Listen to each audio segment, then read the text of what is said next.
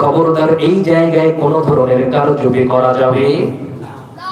আমাদের সমাজে অনেক মিষ্টিওয়ালা আছে, মিষ্টিওয়ালা মিষ্টির দামে ঠোঙ্গা বেচে, আছে না নাই? ফল বিক্রেতা আছে, ফলের দামে ঠোঙ্গা বিক্রি করে। বলেন তো দেখি, ফলের দাম আর ওই কাগজের ঠোঙ্গার দামে? 1 কেজি ফলের দাম যদি 180 টাকা হয়, ওই ঠোঙ্গার ওজন যদি 100 গ্রাম হয়, তাহলে ঠোঙ্গার দাম কত বললো? 18 টাকা। ওই ঠোঙ্গা মাঝে মাঝে দেখেন আপনি ওজন করে আলাদা ভাবে, 100 গ্রাম 80 গ্রাম এরকম ওজন হয়। তাহলে ওই ঠোঙ্গার ওজন কত দাঁড়ায়? দাম দাঁড়াইলো 18 টাকা। তাহলে 18 টাকায় আপনি একটা কাগজের প্যাকেট বিক্রি করলেন ফলের সাথে।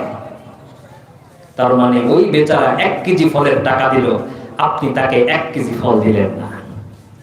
হ্যাঁ, আপনার ঠোঙ্গা যদি দামি জিনিস হয়, বিশেষ কোন খরচের ব্যাপার থেকে ঠোঙ্গার জন্য আলাদা খরচ নেবেন।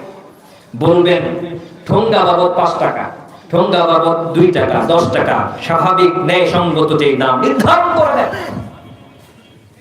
আল্লাহর কসম, এইভাবে যারা ছল চাতুরি করে, নাফরমানি করে, এরা